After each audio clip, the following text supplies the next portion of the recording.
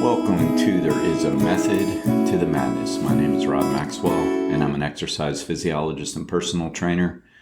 I'm the owner of Maxwell's Fitness Programs, and I've been in business since 1994, trying to help people get more fit because it's something I'm so passionate about, something that I love. And today is Monday. We are looking at March 6th. Everything is flying along. I want to first thank our sponsors, Jonathan and Lyn Gildon at the Gildon Group at Realty Pros. They currently have over 275-star reviews on Zillow, and they're absolute pros in their industry. Jonathan has a degree in real estate from Florida State University, and Lyn, his wife, has an MBA. They have a great team, and if you're looking to sell your house or buy another, give them a shout. All of their information is in the show notes. All right, so today I'm going to go into a little bit of sports psychology. Listeners know, and for those that haven't listened before, you'll hopefully learn that I like to go all around the spectrum of health and wellness, from really high-tech exercise physiology stuff and strength conditioning and kinesiology. I like to get into nutrition. I like to get into sports psychology. These are all areas that I'm very interested in, passionate about.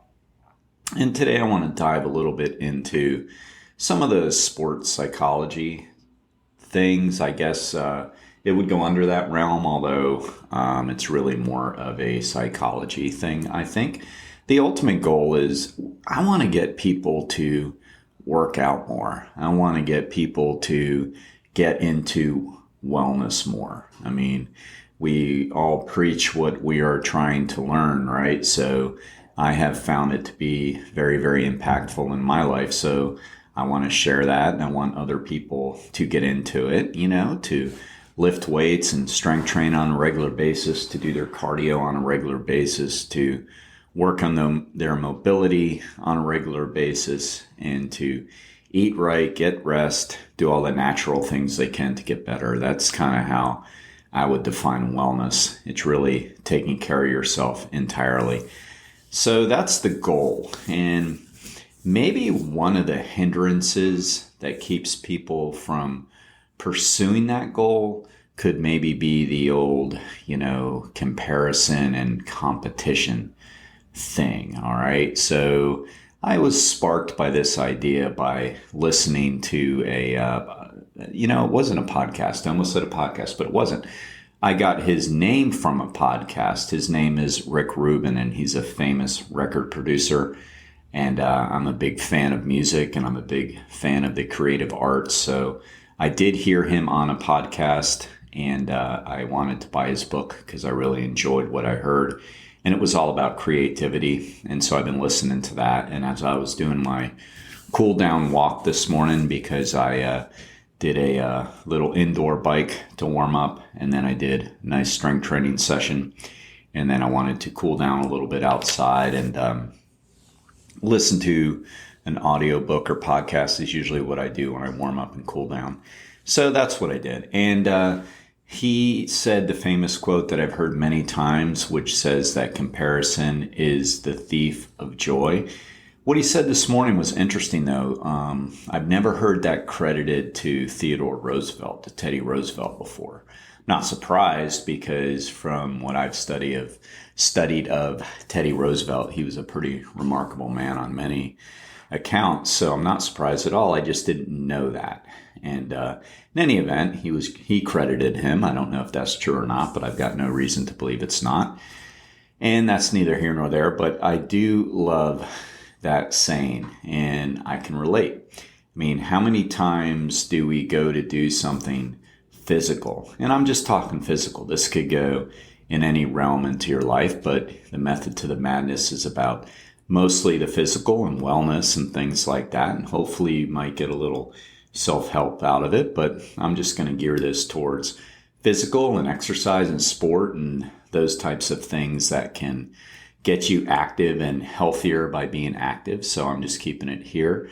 But how many times have we tried something and compared our way out of it, because that's what we're doing. We're comparing ourselves. We're thinking, well, I don't do this as good as so-and-so. I'm not going to do this anymore because I can't be the best, or I can't be one of the best. I could speak for myself and say that I have done that before. And it's too bad. And so let's try to learn those lessons, talk about it a little bit, so we know that that's not how we want to approach our physical fitness and wellness. So on my wall here, as I'm speaking, doing this podcast right now, I have this never give up medal holder that one of my dear clients, Emily, got me and Ellen in the gym for Christmas this year, because she saw how we hung all these little medals on our punching bag, the punching bag that we never use. It's the infamous, exercise bike in the corner of your house that you put your laundry on. That's kind of how this punching bag is. So we ended up putting our medals on it. Now, I bring this up because for so many years, I looked at the medal scenarios at these 5K, triathlons, bike races, walks, longer races, whatever, as silly, because here I am, or thinking that, Mr. Competitive, why don't you save your money on that silly medal? Like, anybody can finish a 5K, or anybody can do this, but then tend to hold on to the age group award plaques, or it could be the exact same medal. But if it was won by winning your age group or placing in your age group, then all of a sudden that medal takes on this new meaning because we put more meaning behind this medal. And saying this out loud and thinking about this, of course that sounds so absolutely ludicrous, but I know I'm not alone on this, because I have eyes and I'm out in the competitive world, and I watch the supposedly, fit people all the time and their obsessions over their race times and the competition. And competition ultimately means comparison, because sure, we're only competing against ourselves, and that sounds so great to say to our friends, but in reality, most people are absolutely competing against the person right next to them, which could be healthy to an extent, can be. I do believe in the gray areas, there is no black and white, all competition is great or all competition is bad. And of course, that's not true, whatever. Of course, there are gray areas in it. But this is for trying to get people to think, are they maybe comparing a little too much on the unhealthful side? Not unhelpful, because that is unhelpful, but unhealthful side. Is there too much comparison going on? And then, I look at these medals and I go, wait a minute, that's kind of is what it's all about. Everybody's getting a medal that finishes the particular course, and there could be some courses for one person that go, well, that didn't take a lot of effort, but it took a lot of effort for somebody, and you were out there. And then there's other courses. So I did a gravel bike race a few weeks ago, and it was a race, it was a competition, but really it turned into a survival after a while. The terrain wasn't overly bad for a gravel race. I've heard they can be far worse. It was actually pretty gravel and hard packed dirt roads, which is pretty nice. But it was, almost 30 miles, and just the worst headwinds I've ever experienced in my life. And I've been training, doing outdoor runs and rides and stuff like that for over 30 years. And it was literally the worst headwinds I've ever experienced. And there was a point where I really just felt like getting off my bike and walking it in. I mean, there was a point where the headwind was so stiff that I could barely go 8 miles an hour. And I'm a fairly strong cyclist. And literally that's all I could muster because of the headwinds. And it was near the end, so there was some fatigue, but it was mostly the headwinds. And I tell you what, if they would have given out medals at that race, I would have probably taken one. because that really was well earned. It was one of the harder things that I've done. So it really does matter just being out there and finishing different things and collecting medals versus just trying to be the best or beat people next to you, which can get very unhealthful. It can get very unhealthful. And I'll get into that in a second, the examples of that. But before I forget, I do want to mention, I worked in 12-step programs before. I've worked as a counselor, a youth counselor. One of my favorite jobs ever was a youth counselor for Stuart Marchman, and I was in the residential adolescent program, and I was a counselor for adolescent boys and girls who had substance abuse issues. So a lot of experience in that regard. Great programs they are. 12-step programs are phenomenal programs to help people get on their feet. And one of the things that is spoken in the big book of Alcoholics Anonymous is it is said that rarely did I ever want to be a man among men. And that was really powerful to read. Basically it was saying I either wanted to be better than or I made myself lesser than to everybody I came across, versus rarely just wanted to be one among many. If I'm paraphrasing, he said one among men, but one among many, just part of the crowd. Don't have to be better than, don't have to be less than, just have to be among the crowd. And I can remember when I first got into triathlon in the early 90s, I switched over because I'd been doing some competitive bodybuilding in my 20s and took it very, very serious and definitely could relate. I was definitely not very emotionally healthy yet by the time that I was competing, and I thought this was a way to prove that I was okay. If I got up on stage and beat people, then I was okay. I had to beat everyone to just be average, which of course is not a healthy mindset, which thankfully I've made a lot of progress in, but definitely I can remember feeling that way at the time. And that's a very tough way to live. That kind of over competition is a very tough way to go through things. I ended up not really enjoying training anymore. What's the point of just being average was the thought. So you got to do more. And so I joined the master's program at UCF, working on my graduate degree. And I got into my studies, and I found that I was one of maybe two serious lifters in the program. Everybody else was doing all this endurance stuff, triathlons and cycling and swimming and running. And I thought, what is this? To be quite honest, in my 20s, we used to make fun of people like that. We thought that was what the nerds did, and the real men lifted, and I'm acknowledging that that was a pretty, egotistical, which isn't healthy. People think of ego as confidence. It's not. So an egotistical, stupid way to think. But anyway, but then I saw they all seem to really enjoy training. So I thought, I'll do that. And I can remember doing my first triathlon, and I had no idea really what they were about, except you had to swim, bike, run. And it was at the old Cypress Gardens, and it was a reverse course because a traditional triathlon goes swim, bike, run. But this one was run, bike, swim. So it was a reverse course.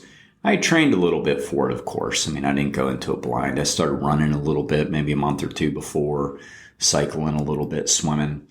And nervous. I was real nervous going in. I was afraid, what if I panic in the water? Typical fears.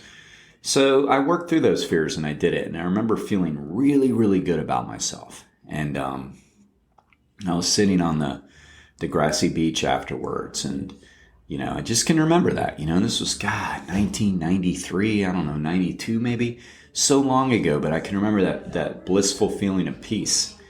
And then my friend who I did it with, a girl from the program, she comes up and she goes, "Hey, why don't you go see how you did on the scoreboard thing?" I had no idea they kept score. I was like, huh? So go see how you did. And, I don't remember how I did. I remember I did okay. I mean, I don't remember exactly how okay, but I did, I did okay. I was young, fit, so I naturally, you're going to do okay. And that kind of ruined it. It's weird because then after that, it's like chasing the trophies, chasing the better times and beat people and crush people, and it wasn't good. And to this day, I still see so much of that out there. And it's not the epitome of healthiness. And no, not everybody that competes is unhealthy by no means, especially when you're competing for money. I mean, there are people that compete because that's their jobs. So clearly that's not unhealthy. That's how they're making their money. But there are some people that take what they're doing way, way too serious, and they get way too much credit for being these, fit people that are out there and they're inspirational and not all of them. I'm just saying there are some that you may witness getting all this attention and, lo and behold, they have eating disorders to make them more competitive, or they're out there training all day, not because of their dedication to a certain cause, but because they want to eat just a normal dinner at night and they feel like that's the only way that they can do it. That's not healthy, people. That's not healthy. And what happens is we end up chasing people away from fitness because they see stuff like that, which is insanity, by the way. That's insane behavior. That's eating disorder. That's addictive behavior. That's a form of alcoholism. When you look at it, it is not healthy. So what it does is it chases people away. And we just have to understand that that is not the epitome of health and fitness. And no, not everybody that competes and pushes themselves falls into that negative blanket. That's why there's a gray area and we have to say, what is somebody's motives? We can't guess somebody's motives, nor should we ever try. The point is that if we ourselves can think to ourselves, wait a minute, what do I really want to do? Well, I want to start playing a particular sport because I think that's a great way to get healthy. Okay, do it. Do it and have fun with it. Try to get better at it because that's going to make you feel good about yourself. In other words, instead of saying I want to become the best at the sport, say I want to master it better. I want to learn how to hit a certain shot. If it's golf or whatever, I want to learn how to do this. I want to, if you take up swimming, I want to learn how to bilateral breathe on both sides of my body when I turn to breathe because that'll make me feel good about myself. Or I want to learn a different stroke, or if it's cycling, I want to see how far I can push my boundaries. What's the longest ride I can do before I run out of gas? Like those are great reasons, right? That's not comparing yourself to other people. That's just simply challenging your own boundaries and having fun. Remember the saying, comparison is the thief of joy. If you don't have joy in what you're doing, you're going to quit. We know this. We have the data. I've worked in sports medicine. I've worked in coaching. I've looked at all the reasons why kids drop out of youth sports. Number one reason is comparative appraisal. Comparing themselves out of a sport because they don't think they're as good as somebody else. And of course, coaches and parents make it far worse when they point out that they're not as good as somebody else. And gee, I wonder where these kids get it when they say, I'm not as good as Timmy. I'm not going to play this sport anymore. Well, they're getting that projection from their parents of some form or another, whether it be mom or dad. What we really want is for people to enjoy physical activity to an extent. Find something you like to do. Find a new sport that you enjoy. Find a new machine at the gym that you like spending 20, 30 minutes on as far as cardio goes. Find a way to strength train that you enjoy. Challenge yourself. Have fun. But don't compare yourself, because if you do, you're going to lose the joy in it. You're going to miss the point, and you're not going to do it. All right? So, and finally, quit putting the people up on social media as heroes. when they're maybe doing more than you think is normal. Chances are you're correct. If you're looking at them like they're a little bit crazy, chances are you're correct on that. Quit the liking. If you want to be a positive person in this, ignore it. Now, people can say what they want about Chris Rock's latest comedy show on Netflix. Yes, it's a little raunchy and everything, of course. So, but my point is, I watched it. I thought it was entertaining, and I like how he's pretty pointed and says things. Although they might not be in the most correct way, and that may be your opinion, but whatever. He did say something about the social media obsession with people being so addicted to likes and fame, like more so than other things in life. And he was talking about that. And he is dead spot on that people just want attention. And if we're giving it to them on social media for things that we look at and go, gee, I don't know if that's like a good thing. Well, maybe don't like it.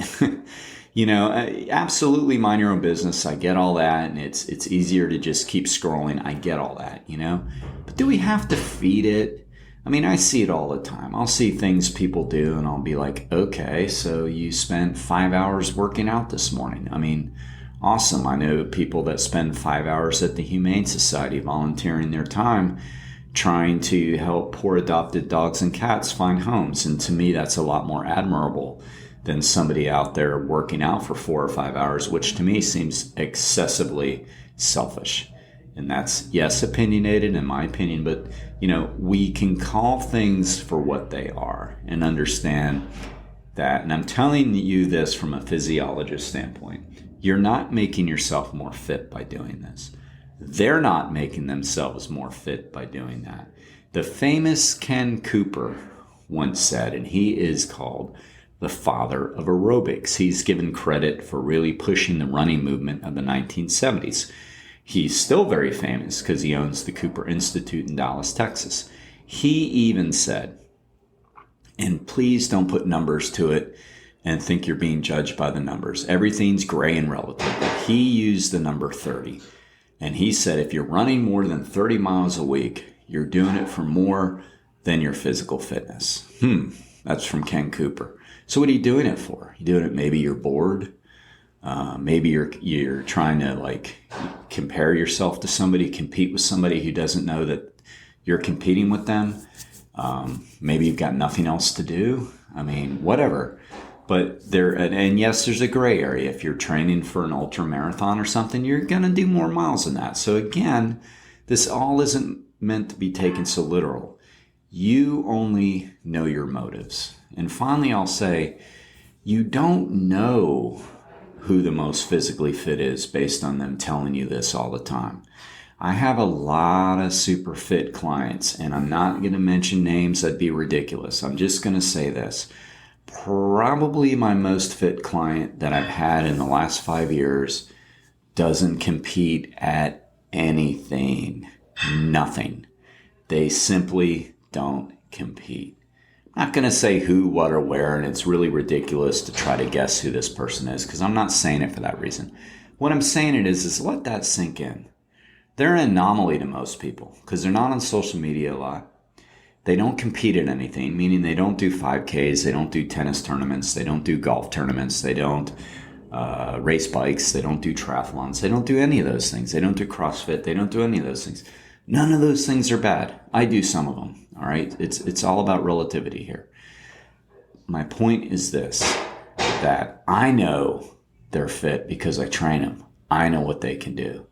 So, and they know what they can do.